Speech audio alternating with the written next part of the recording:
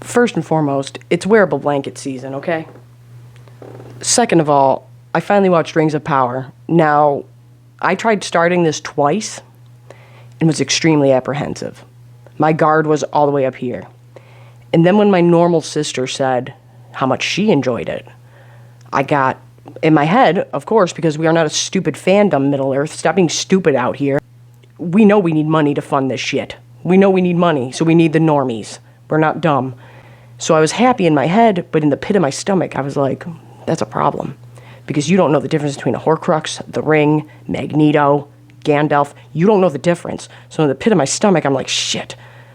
God, I'm concerned for it. So I got through the first couple episodes, and I was like, okay. And then we get to episode 3, and I would say about halfway through episode 3 was when I was like, okay, I got my life jacket on. I'll put my feet in the boat, but that's it. That's all you're getting out of me. And then I would say once we hit episode 6, definitely all the way up to episode 5, I was like that. But after episode 6, I was fully in the boat. And I was like, no, I'm here. I'm here for this. Now, people were really crying about this. Now, Tolkien people, I'm one of you. This changed my life. Middle-earth changed my life. I remember sitting in that theater at 8 years old going, whatever this is my shit. This right here, this changed my life. That ring wraith over those hobbits, and I was like, no. I remember looking at my sister, looking at my aunt, and just being like, don't you guys see this? This is like a pivotal moment in my life. Like, what is this? Whatever all this shit is, knights and kings and kingdoms and creatures, this is my shit. And I didn't know what you would call that back then. I was just like, I know my thing when I see it, and that's it. And I know a lot of us feel that way. But let me just, do you guys forget, like, the entire message of this? Altogether, like what Tolkien wanted us to take from this, like it's the small things in life that matter, and being true to your friends, and bonds of fellowship and shit like that. And you guys are just shitting all over these people and shitting all over groups of people because you're salty that things don't look the exact same as whatever. Well, let me tell you, bud, if we did everything Tolkien wanted us to, we would still be filming the movies because we have 75 pages of a raindrop falling into a babbling brook being described here, bud. And I'm all for that shit. But cinematically, it does not work on screen. There are things that you're going to have to change. With that being said, there were issues with this. This was not perfect. But people need to chill in the hate department. Or go over to Sauron's side and suck my dick. How about that, man? Like, this is like, the amount of hatred out there is crazy to me. And then I was like, is this purists? Because you're forgetting the entire message of these books. Is this people just sounding really loud and they just want to hide behind a story to spread hate around and hate speech because you're too much of a coward to just say you're a bigot? That's possible, for sure. People like to do that on Twitter a lot, where it's like, not that many people really feel that way. You're just being very vocal about it and have 9 different accounts. I'll tell you what I'm pissy about. I'm pissy about we didn't get no Ents. We got Ents in that fucking trailer, right? Because I want Ents, and I thought I was going to get them, but then we did not. One thing that needs to get brought up immediately is that Amazon, you dum-dums, this is what I mean. If you studios need someone to sit in the corner, like, who's the jackass who said, hey, Halo, why don't you guys have Master Chief take his helmet off? What the shit are you talking about? He don't take his helmet off. Like, there's just certain things you don't do. And one thing you shouldn't do is maybe make a Lord of the Rings show when you don't own the rights to the Silmarillion. You don't own the rights to all the shit. You don't. Okay, for the normies out there, there's tomes of information. There's tons of information about Middle Earth that isn't just in Lord of the Rings and The Hobbit. There's a full companion book. I could go into detail, but there's tons of stuff. Like, Tolkien just had notes on notes on notes on notes on notes, okay? And so there's a lot of stuff. Amazon doesn't own the rights to the lot of stuff part, and they own The Lord of the Rings and The Hobbit. So they can't mention this stuff. And I didn't know that until after I watched the series, and I was like, oh, no wonder people are going to get pissed. You're not going to be able to... What, dude? So that's an issue, because they're tiptoeing around what they can and cannot do, essentially. And I don't know, I haven't dug into it, but that could be a major hindrance. But we're not here to talk about that. We're here to talk about the show and the product itself, okay? But yeah, if Amazon, Warner Brothers, if any of you need like a nerd to sit in the corner and just say like, hey, don't do that. I suggest not doing that. Or, yeah, go ahead and do that. I am available. People were really popping off. Sorry, I burned my hand really bad and now it's jacked up. For starters, people were really upset, specifically in my reaction video. I'm going off of the main things I got hit with first in big amounts. Galadriel. Now, I was apprehensive about that too. I was like, are you just shoving a lady down our throats to shove a lady? Is it pandering or not? And you guys know how I feel about pandering over here. It's one thing to be to have representation. It's another to go, hey, stupid little baby, here's a pacifier. Aren't you happy? See the thing you like? That's pandering and that's gross. Representation is not that. I quickly realized, okay, because this is not a book and it is through a camera, which is different mediums, which we talk about in detail over here very often, they're different. You have to storytell differently. So what character is older than Elrond, but young enough to have been there through these things in history? Galadriel. Okay, that works. This works. Her as the main backdrop person works. I dig it. Oh, what was the other one? Were people mad about black elves and stuff? Well, sorry, but they don't exist. So why don't you chill on that? Also, I really liked that elf. He was cool. And I liked that hobbit, too. And people were all pissed about the hobbits. And I was like, no, this actually does, in fact, add to the overall story. It adds to why Gandalf has an affinity for hobbits. And if you know the book, if you're a purist, you should know, hobbits aren't really known to everybody. That's why in the movies, when Aragorn has to say they would be small, only children to your eyes, it's because not many people have seen them. They do a good job of laying low. But somehow Gandalf knows all about them and knows how to find them, and this, that, and the other. Now, he is a wizard. He's been around a long time. I hear the arguments. I already know. But still, it adds to the affinity he has and the strength he knows and the inner heart that he knows hobbits have. And he knows that these things that they care about, these little things, helping out your neighbor, looking out, giving somebody an apple, these small things you do, they can change things, and it's important. And those are the things in life that really matter, are these little memories and little things you do for your fellow man.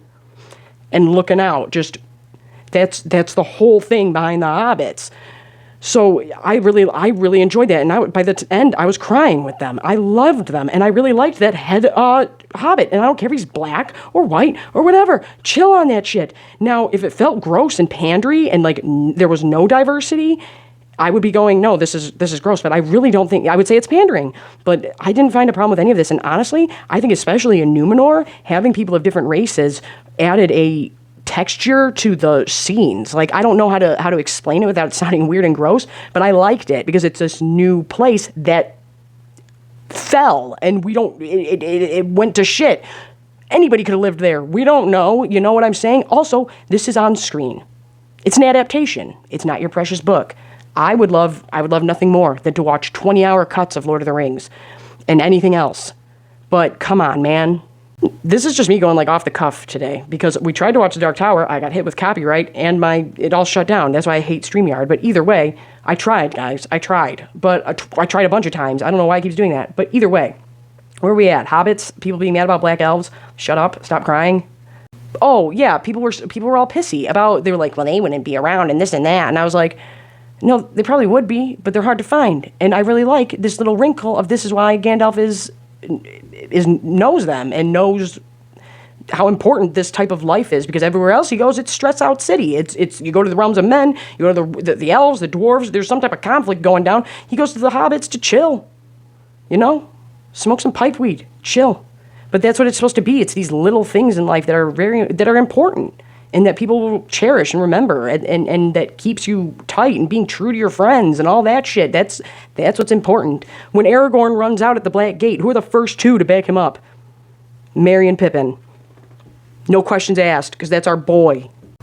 You're my friend, I got your back. Simple as that. And that's the whole point. And like I said, I don't know if this was internet people sounding louder than they were. I don't know but there's a lot of hate for this or what. And then I'm just like, well, if you're a purist, you shouldn't be acting that way, first and foremost. And then I'm just like, and then the film nerd side of me is going like, no, here's why this, and this makes sense, including, so this is my theory, guys, because the Witch King of Angmar can shapeshift, if I'm not mistaken. Those three ladies in white that were chasing Gandalf down, okay, this is why on screen this would make sense, and the irony and the ego of a bad guy, because I think that main lady with the shaved head was the Witch King of Angmar, shapeshifted into a lady. He eventually loses that ability. But the reason that would make sense on screen and even in the text a little bit, but on screen it makes sense because we have, what does he perceive? What do bad guys always screw up? They perceive these people as weaker and not a threat to them, and they let their ego go to them, and they're like, yeah, I don't have to worry about you. I got to worry about Gandalf, but I don't have to worry about you. What brings down the Witch King of Angmar? A lady. So was he traveling around in that form because women are perceived in his mind as a weaker creature, that they're not a threat as much? So traveling as one, nobody's going to look at me. They're not going to look at me twice. Nobody thinks to look at a lady. They're not a threat, huh? And then a lady ends up being what brings you down later. And that's my little theory. Now, off rip, I'm going to say I totally guessed that man in the boat was Sauron. I knew that. He was touching everybody's forges without asking. Super obsessed with forges. Not showing up about forges. But the second he opened his deceiver-ass mouth, I was like, this is Sauron the Deceiver, lying to Galadriel. And I really loved that coming home in the end with she has to give up this grief and this grudge and this anger for revenge that she's holding on to figuratively, but symbolically through the knife her brother gave her. She has to melt that down and let that go. She knows that anger and revenge and grief is going to be what lets Sauron weasel his way into her heart and mind even more. So she has to let that go. It makes sense on screen. It was good. I'll tell you guys where it wasn't good, and I will stand by this. And this is kind of just me ranting and raving about it right now, and we can get into detail later, because I was going to break it up into sections, but then I just got going. The pacing's really jacked up. It's sluggish at points where it shouldn't be, and it draws out too long, and then it's too quick in other places. Now, my coworker, Torres, shout out to you, he brought this up, and I was like, that's it. And he goes, it feels like they're trying to Two Towers it, but they can't get the amounts of time down right. And I'm like, that's it. Now, when I say Two Towers it, I mean we're jumping from Merry and Pippin with the Ents to Helm's Deep, to Frodo and Sam. You get what I'm saying? But we know how to space the timing out.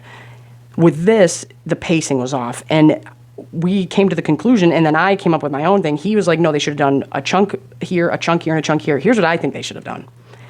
You should have totally cut everything with Gandalf.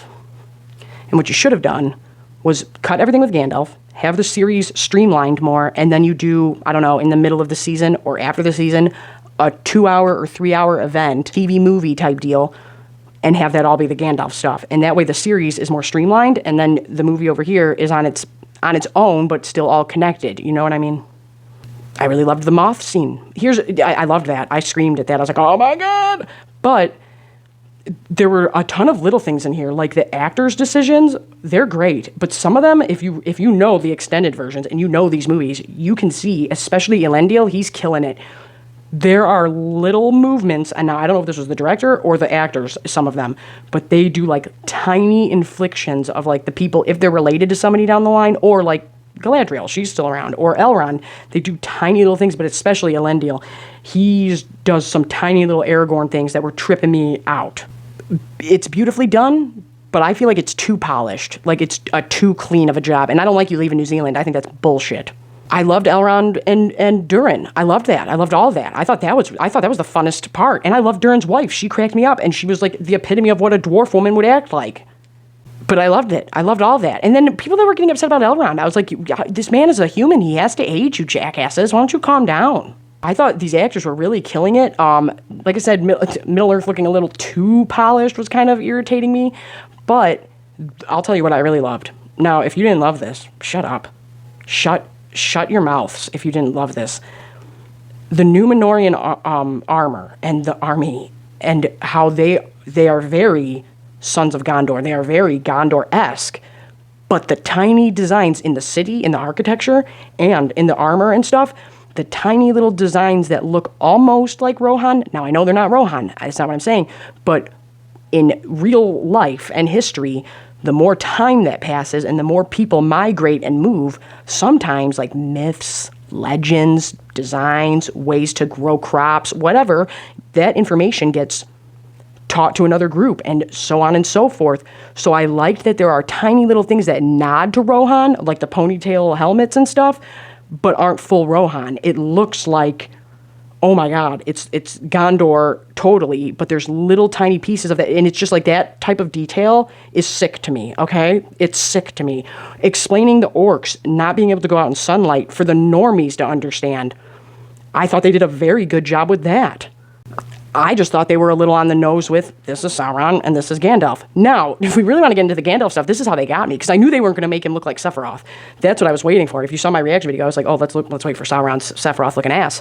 But then I was like, there's no way they're going to make him look like Sephiroth, because we have Targaryens on TV, and that look is very similar, and they're not going to want us to be comparing the two any more than people already are. And then we got this rugged guy, and they keep bringing up the King of the South, and I was like, there is no King of the South, what are you talking about? And then I was like, no, Isildur's right there, this don't make no sense. So I was like, this guy's a liar, and, well, he sounded like a liar. I texted my buddy, and I was like, this scumbag on the boat is totally Sauron, right? And he was like, do you want me to tell you? And I was like, no, never mind, don't tell me. But the Gandalf stuff had me thrown through a loop a little bit because of how close it is with Lucifer imagery. Now, when I explain Lord of the Rings and break it down for the normies and talk to like my mom about it, I explain wizards as if they're angels, and I've done that for years. And then I get this, and I was like, shut up, man, because I'm like, they're bestowed this gift, but it's and I'm breaking this down, it's through nature and through the earth and respecting that. Like, if nature and like the eagles fuck with you, you're straight in Middle Earth. Like, you're on the right path. Like, there's a respect for that and things like that. But I always compare them to angels. I'm like, they're like a source of good that are supposed to be looking out. So when we got this very Lucifer-esque imagery going on, and he falls to earth, and I'm like, oh, it could be Sauron. It could be, maybe it's Saruman, but I don't know. But then I was like, oh, he's by the hobbits. But I was like, oh, that could lean one way or the other, and it could be, is it Sauron? And this ended up being, these little folk that you think are nothing end up being your downfall. Same thing with the Witch King of Angmar. Or it could be Gandalf, and him having, in this starting, why he has an affinity for them, and why he just has a liking for them. And I like that. But I was going back and forth for a minute. And like I said, super, super Lucifer imagery there. Falling to earth. And the being cast out part, that part, I was like, oh, maybe. But then I was like, no. The second he said good and she said good for the first time, I was like, no, that's my boy. That's Gandalf. That's my boy. And like I said, I genuinely loved all of that stuff with the hobbits. I thought that worked. This was one of my favorite scenes, not just because of the moth thing. I really loved the acting. And when the ladies looking for Gandalf said he's the other, they said that with such vitriol and such conviction. I loved that, because it was just like, you're goddamn right it is. You're goddamn right. And I'm just over here like, man, do you want to know what it feels like? It feels like Peter Jackson is our favorite babysitter, right? Well, he was busy. He couldn't babysit. So we gave our kids to somebody else. And when we came home, they were fed, they were clean, they were in their beds, they were alive. So we're okay with it. But you're not Peter Jackson. You're not the one we trust the most. And like I said, my guard was way up here. And I still have tons of things I want to talk about. But I'm like, oh my God, the last time I did this and went, okay, should we make a video real quick? And I was like, yeah, let me type it into Google. And there was this much hate. It was Interview with the Vampire. Now, I stand by this. I don't think Rings of Power is as good as House of the Dragon, or neither one of those are as good as Interview with the Vampire. Interview with the Vampire is the best show on TV right now. But is it good? Yeah. It's good. It's fun. It's good. I think they're going to have problems soon because they don't own the rights to the Silmarillion. Oh my God, that was so stupid. But not having rights to the Silmarillion isn't good. That's not good. That's not good. That's not going to, down the line, that's definitely not going to be good. But yeah, I don't understand the crying, and there's so much of it. I'm just like, God damn, fine. Go over there and read your book then. You don't got to watch this. You don't have to. No one's forcing you. You can have the image in your brain like I did. I was refusing to watch this, and then I was like, do you want to know what? I'm going to give it another shot. Is it perfect? No. Is it the greatest thing I ever saw? No. But is it good? Yes. Is it a good adaptation? Yes. Is it The Hobbit? No. So shut up out here. We all love this stuff, and we all want to talk about it. So just, if you're just, like I said, if you're going to be hate-filled and just want to talk shit and spread hate, just say that's what you're doing. Don't hide behind a story that we all love. And then if you have actual problems with the storytelling with a camera, explain why. And I'm totally down to debate that with you. Having different opinions is what makes doing this fun. But yeah, I'm just not here for hate. I'm all for a debate and going like, this is why this don't work, and that's why that don't work. And I'm like, no, there are tons of things they could have done or could have not done. But all in all, this was fine. Like I said, it's not The Hobbit. But I'm Abby with Motor City Nerds, and maybe, just maybe, we can watch the Dark Tower once all together, because it kicked me off. It kicked me off. But I'm on OF, I'm on TikTok, I'm on Instagram, I'm on all that stupid shit. And I don't, it is what it is. Honestly, OF is pretty fun, because I get to wear my outfits and stuff. And then, but yeah, everything else I just like, TikTok I feel like I'm too old for. But whatevs. Not too old to yell about dragons on the internet.